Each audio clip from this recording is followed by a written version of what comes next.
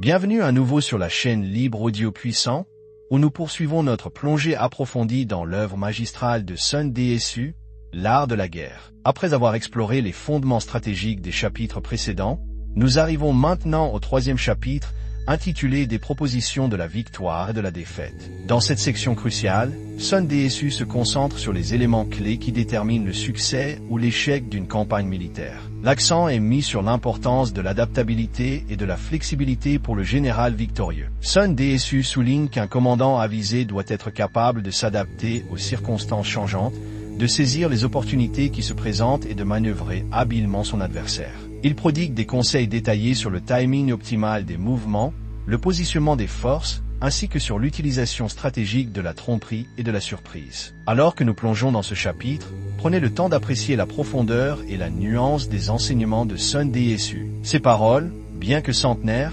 continuent d'offrir des insights inestimables pour quiconque cherche à triompher face aux défis, que ce soit sur le champ de bataille ou dans le monde des affaires. Je vous invite à me suivre dans cette exploration du troisième chapitre de l'art de la guerre. N'hésitez pas à vous abonner, à liker et à partager cette vidéo si vous la trouvez enrichissante. Votre engagement nous aide à vous apporter toujours plus de contenu inspirant issu des grands esprits de l'histoire. Commençons maintenant la lecture du chapitre 3, des propositions de la victoire et de la défaite. Article 3. Des propositions de la victoire et de la défaite. Sun Tzu dit: voici quelques maximes dont vous devez être pénétrés avant que de vouloir forcer des villes ou gagner des batailles. Conserver les possessions et tous les droits du prince que vous servez, voilà quel doit être le premier de vos soins.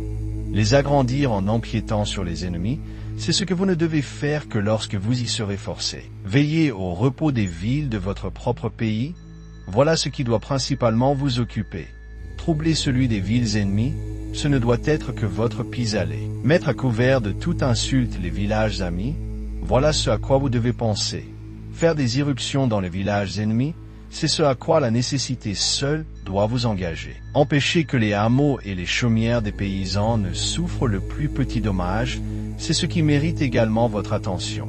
Porter le ravage et dévaster les installations agricoles de vos ennemis, c'est ce qu'une disette de tout doit seul vous faire entreprendre. Conserver les possessions des ennemis est ce que vous devez faire en premier lieu, comme ce qu'il y a de plus parfait. Les détruire doit être l'effet de la nécessité. Si un général agit ainsi, sa conduite ne différera pas de celle des plus vertueux personnages.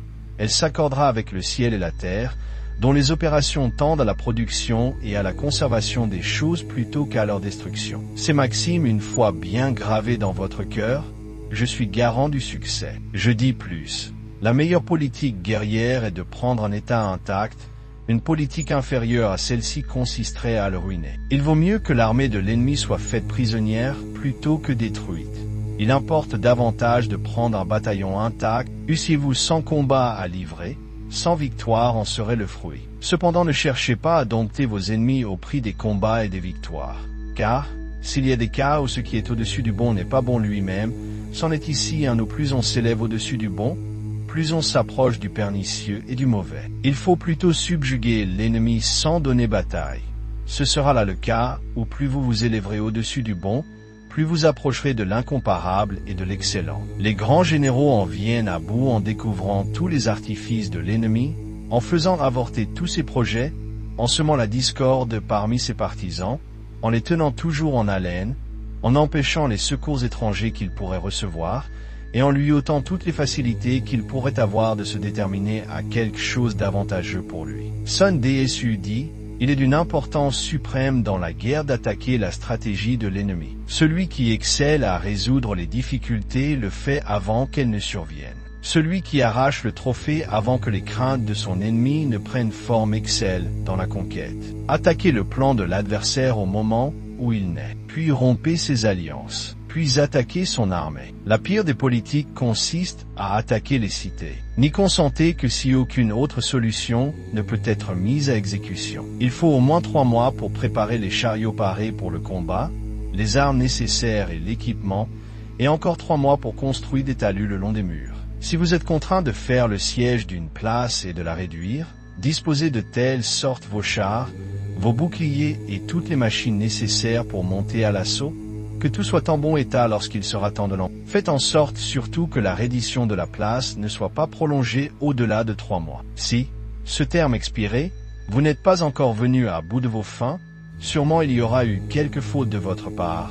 N'oubliez rien pour les réparer. À la tête de vos troupes, redoublez vos efforts. En allant à l'assaut, imitez la vigilance, l'activité, l'ardeur et l'opiniâtreté des fourmis. Je suppose que vous aurez fait auparavant les retranchements et les autres ouvrages nécessaires, que vous aurez élevé des redoutes pour découvrir ce qui se passe chez les assiégés, et que vous aurez paré à tous les inconvénients que votre prudence vous aura fait prévoir. Si, avec toutes ces précautions, il arrive que de 3 parties de vos soldats vous ayez le malheur d'en perdre une, sans pouvoir être victorieux, soyez convaincus que vous n'avez pas bien attaqué. Un habile général ne se trouve jamais réduit à de telles extrémités. Sans donner des batailles, il sait l'art d'humilier ses ennemis. Sans répandre une goutte de sang, sans tirer même l'épée, il vient à bout de prendre les villes. Sans mettre les pieds dans les royaumes étrangers, il trouve le moyen de les conquérir sans opération prolongée, et sans perdre un temps considérable à la tête de ses troupes. Il procure une gloire immortelle au prince qu'il sert. Il assure le bonheur de ses compatriotes et fait que l'univers lui est redevable du repos et de la paix. Tel est le but auquel tous ceux qui commandent les armées doivent tendre sans cesse et sans jamais se décourager. Votre but demeure de vous saisir de l'Empire alors qu'il est intact. Ainsi vos troupes ne seront pas épuisées et vos gains seront complets. Tel est l'art de la stratégie victorieuse employée. Il y a une infinité de situations différentes dans lesquelles vous pouvez vous trouver par rapport à l'ennemi. On ne saurait les prévoir toutes. C'est pourquoi je n'entre pas dans un plus grand détail. Vos lumières et votre expérience vous suggéreront ce que vous aurez à faire, à mesure que les circonstances se présenteront. Néanmoins, je vais vous donner quelques conseils généraux dont vous pourrez faire usage à l'occasion. Si vous êtes 10 fois plus fort en nombre que ne l'est l'ennemi, environnez-le de toutes parts. Ne lui laissez aucun passage libre.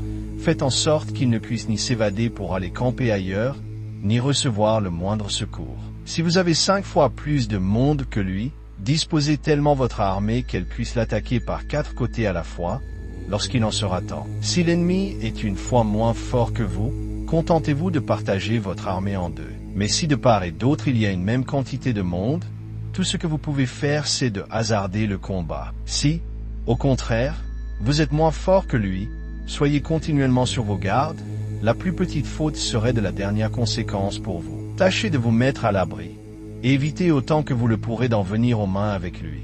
La prudence et la fermeté d'un petit nombre de gens peuvent venir à bout de lacets et de dompter même une nombreuse armée. Ainsi vous êtes à la fois capable de vous protéger et de remporter une victoire complète. Celui qui est à la tête des armées peut se regarder comme le soutien de l'État, et il l'est en effet. S'il est tel qu'il doit être, le royaume sera dans la prospérité. Si au contraire il n'a pas les qualités nécessaires pour remplir dignement le poste qu'il occupe, le royaume en souffrira infailliblement et se trouvera peut-être réduit à 2 doigts de sa perte, que de l'anéantir. Un général ne peut bien servir État que d'une façon, mais il peut lui porter un très grand préjudice de bien des manières différentes. Il faut beaucoup d'efforts et une conduite que la bravoure et la prudence accompagnent constamment pour pouvoir réussir. Il ne faut qu'une faute pour tout perdre. Parmi les fautes qu'il peut faire, de combien de sortes n'y en a-t-il pas? S'il lève des troupes hors de saison, s'il les fait sortir lorsqu'il ne faut pas qu'elles sortent, s'il n'a pas une connaissance exacte des lieux où il doit les conduire, s'il leur fait faire des campements désavantageux, s'il les fatigue hors de propos, s'il les fait revenir sans nécessité, s'il ignore les besoins de ceux qui composent son armée, s'il ne sait pas le genre d'occupation auquel chacun d'eux s'exerçait auparavant, afin d'en tirer parti suivant leur talent, s'il ne connaît pas le fort et le faible de ces gens, s'il n'a pas lieu de compter sur leur fidélité, s'il ne fait pas observer la discipline dans toute la rigueur, s'il manque du talent de bien gouverner, s'il est irrésolu et s'il chancelle dans les occasions où il faut prendre tout à coup son parti, s'il ne fait pas dédommager à propos ses soldats lorsqu'ils auront eu à souffrir, s'il permet qu'ils soient vexés sans raison par leurs officiers, s'il ne sait pas empêcher les dissensions qui pourraient naître parmi les chefs, un général qui tomberait dans ses fautes rendrait l'armée boiteuse et épuiserait d'hommes et de vivres le royaume, et deviendrait lui-même la honteuse victime de son incapacité. Sun Tzu dit, Dans le gouvernement des armées, il y a 7 mots. 1. Imposer des ordres pris en cours selon le bon plaisir du prince. Rendre les officiers perplexes en dépêchant des émissaires, ignorant les affaires militaires. Mêler les règlements propres à l'ordre civil et à l'ordre militaire. Confondre la rigueur nécessaire au gouvernement de État et la flexibilité que requiert le commandement des troupes. Partager la responsabilité aux armées. Faire naître la suspicion qui engendre le trouble. Une armée confuse conduit à la victoire de l'autre. Attendre les ordres en toutes circonstances, c'est comme informer un supérieur que vous voulez éteindre le feu. Avant que l'ordre ne vous parvienne, les cendres sont déjà froides. Pourtant, il est dit dans le code que l'on doit en référer à l'inspecteur en ces matières. Comme si, en bâtissant une maison sur le bord de la route, on prenait conseil de ceux qui passent. Le travail ne serait pas encore achevé. Tel est mon enseignement. Nommé appartient au domaine réservé au souverain, décider de la bataille à celui du général. Un prince de caractère doit choisir l'homme qui convient, le revêtir de responsabilités et attendre les résultats. Pour être victorieux de ses ennemis, 5 circonstances sont nécessaires. 1. Savoir quand il est à propos de combattre et quand il convient de se retirer. Savoir employer le peu et le beaucoup suivant les circonstances. Assortir habilement ses rangs. Mencius dit, la saison appropriée n'est pas aussi importante que les avantages du sol. Et tout cela n'est pas aussi important que l'harmonie des relations humaines. 4. Celui qui, prudent, se prépare à affronter l'ennemi qui n'est pas encore. Celui-là même sera victorieux. Tirer prétexte de sa rusticité et ne pas prévoir est le plus grand des crimes. Être prêt en dehors de toute contingence est la plus grande des vertus. Être à l'abri des ingérences du souverain dans tout ce qu'on peut tenter pour son service et la gloire de ses armes. C'est dans ces 5 matières que se trouve la voie de la victoire. Connais ton ennemi et connais-toi toi-même. Eussiez-vous sans guerre à soutenir? 100 fois vous serez victorieux. Si tu ignores ton ennemi et que tu te connais toi-même, tes chances de perdre et de gagner seront égales. Si tu ignores à la fois ton ennemi et toi-même, tu ne compteras tes combats que par tes défaites. Et c'est ainsi que nous avons complété notre lecture du 3e chapitre de l'œuvre magistrale de Sun DSU, des propositions de la victoire et de la défaite. Dans cette section cruciale, le célèbre stratège militaire a mis l'accent sur les éléments clés qui déterminent le succès ou l'échec d'une campagne. Il a souligné l'importance capitale de l'adaptabilité et de la flexibilité pour le général victorieux, capable de s'adapter aux circonstances changeantes, de saisir les opportunités et de manœuvrer habilement son adversaire. Les conseils avisés de Sun DSU sur le timing optimal des mouvements, le positionnement des forces et l'utilisation stratégique de la tromperie offrent des enseignements intemporels, applicables aussi bien sur le champ de bataille que dans le monde des affaires. J'espère que cette lecture vous a permis d'approfondir votre compréhension de la sagesse de Sun DSU et de son application à une multitude de défis. Ces paroles continuent d'offrir des insights inestimables sur l'art de la réflexion et de la prise de décision stratégique. N'oubliez pas de vous abonner à la chaîne, de liker cette vidéo et de la partager avec vos amis et collègues. Votre engagement nous aide à vous apporter toujours plus de contenu inspirant issu des grands esprits de l'histoire. Et maintenant, préparez-vous, car dans notre prochaine vidéo, nous plongerons dans le 4e chapitre de l'art de la guerre, intitulé de la mesure dans la disposition des moyens. Nous poursuivrons notre exploration de la brillante stratégie de Sun DSU. Je me réjouis de poursuivre ce voyage à vos côtés, à la découverte de la sagesse intemporelle de ce maître de la stratégie. À bientôt.